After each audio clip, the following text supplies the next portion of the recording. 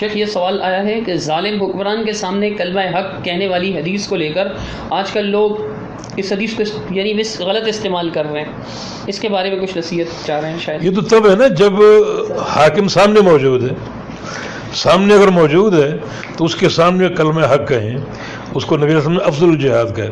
افضل الجہاد کلمۃ حق عند سلطان جائر، یہ افضل جہاد ہے، لیکن وہ سامنے موجود ہو۔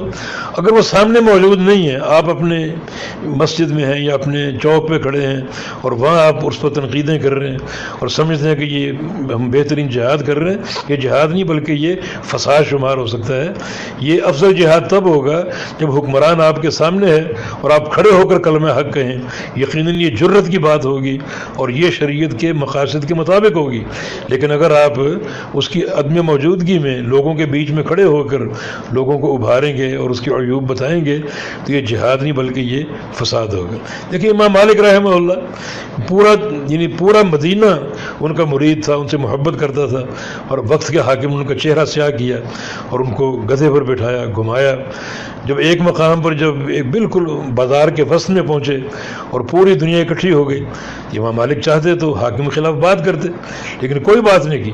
یہ کہا کہ جس نے پہچان لیا اس نے پہچان لیا، جس نے نہیں پہچانا وہ پہچان لے کہ میں مالک ابن انس ہوں، اور میرا قصور کیا ہے، معاملہ کیا ہے، معاملہ یہ کہ میں طلاق مکرہ کو ناجائز قرار دیتا ہوں۔ بس یہ کہہ کر بیٹھ گئے۔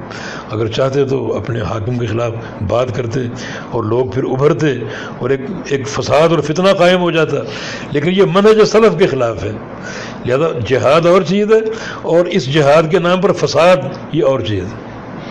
بارک اللہ فیکم۔ شیخ محترم، عموماً اس موقع پر ہمارے ملکوں میں یہ بھی کہا جاتا ہے کہ جمہوری ملکوں میں جمہوری حکمرانوں کی طرف سے ان چیزوں کی اجازت ہے اور اس کو جمہوریت کا حسن سمجھا جاتا ہے، تو اگر ہم جمہوری ملکوں میں جہاں پہ حکمرانوں کی طرف سے باقاعدہ قانون بنا ہوا ہے اور اجازت ہے اس کی، تو وہاں بھی مطلب خاموشی اختیار کریں گے یا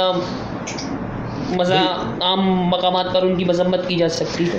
اس سوال سے پہلے جمہوریت کو ثابت کرو، یعنی جمہوری ملک میں رہتے ہو تو یہ سب ہم کر لیں۔ یعنی ایک تو آپ نے ملک کو جمہوری بنایا ہے جو شریعت سے متصادم ہے، دوسرا اس کو جمہوری بنا کر اب اس جمہوریت کے تحت آپ وہ چیزیں اور وہ قواعد اپنائیں جن کو شریعت نے رد کیا ہے، تو یہ تو ڈبل جرم ہو جائے گا۔ جمہوری نظام قابل قبول نہیں ہے اور جمہوری نظام کا بہانہ بنا کر آپ چوکوں چوراہوں پر حکام کے خلاف باتیں کریں تو یہ دوسرا جرم ہو جائے گا، گناہ مرکب ہو جائے گا۔ تو اس بات سے پہلے یہ ثابت کریں کہ جمہوری نظام کتاب و سنت کے مطابق ہے اور کتاب و سنت سے ثابت ہے، اور قطعاً یہ ثابت نہیں۔ یہ اغیار کا نظام ہے، انگریزوں کا نظام ہے جو ایک گھٹیا صورت میں ہم پر مسلط کیا گیا، اور ہم اس کے چمپئن بننے کی کوشش کرتے ہیں۔ تو اس کے لیے پہلے جمہوریت کو ثابت کرنا پڑے گا، اور پھر یہ دوسری بات آئے گی کہ جمہوری نظام کے تحت حکام پر برسر عام تنقید کرنا جائز ہے۔ وہ تو ناجائز ہے، چاہے جمہوری نظام ہو یا حاکمیت ہو یا بادشاہت ہو یا خلافت ہو، وہ تو ناجائز ہے، ہر صورت میں ناجائز ہے۔ تو ایک نظام کے یعنی تغیر سے آپ شرعی حقیقت کو تبدیل کر دیں، یہ درست نہیں ہے۔ شکراً، بارک اللہ فیکم۔ اسی سے متعلق لائیو سوال ہوا ہے، کیا مظاہرے خروج کی ایک صورت نہیں ہے؟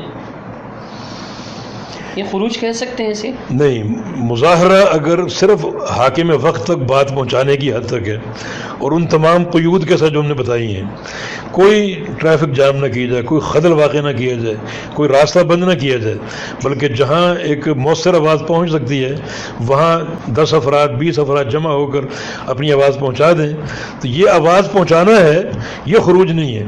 خروج تو یہ ہے کہ جو حاکم کی اطاعت اور سمع اس سے مکمل بغاوت کا اعلان کر دیا جائے، یہ خروج ہے۔ تو خروج اور چیز ہے، اور چند افراد کا جمع ہو کر ایک حق چیز حاکم تک پہنچانا یہ اور چیز ہے۔ شیخ محترم، بارک اللہ فیکم۔